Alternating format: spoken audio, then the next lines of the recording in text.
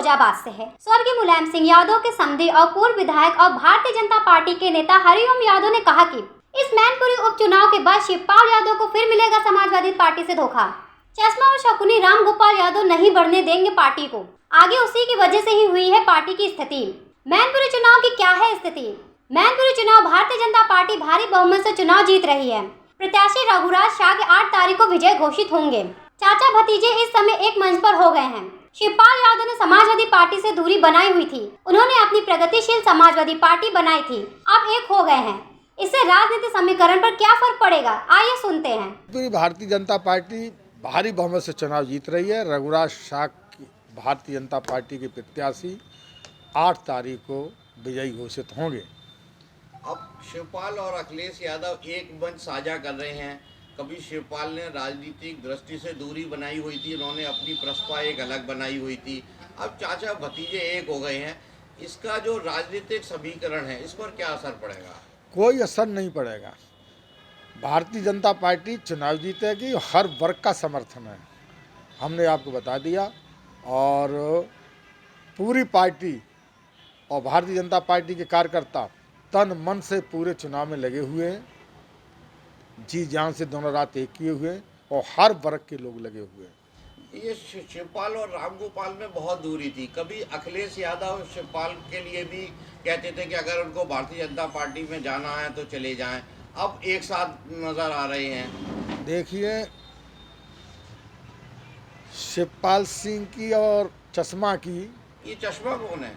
चश्मा सब जानते हैं, शकुनी उर्फ रामगोपाल उर्फ चश्मा।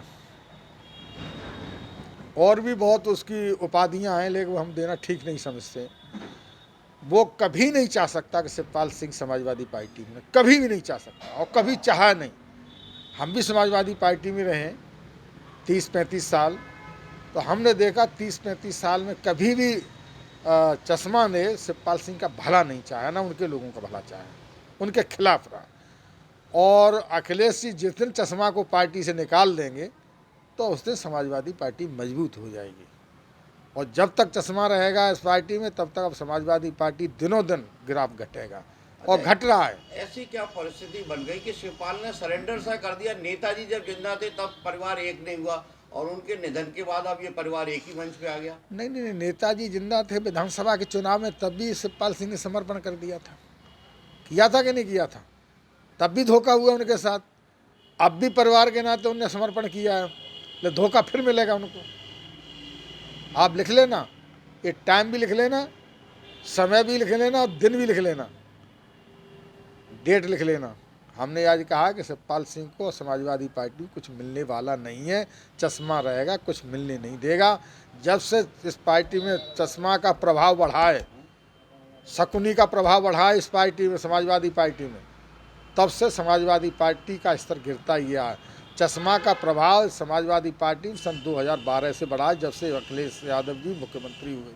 और अखिलेश यादव जी पूरी तरह उसकी गिरफ्त में चश्मा की में, जो वो चाहता है वही होता है और वो चाहेगा। जब तक वो होता रहेगा, समाजवादी पार्टी गर्त में चलती जाएगी। आप चुनाव प्रचार में इस समय भी आप मैनपुरी में हैं और बहुत नज़दीक से एक घर घर वोट मांग रहे हैं।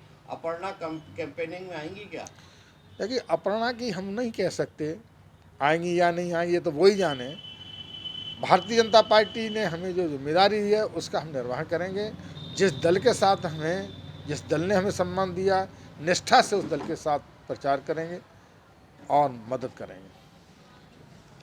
फिरोजाबाद से ब्रिजेश राठौर की रिपोर्ट, जन कल्याण न्यूज।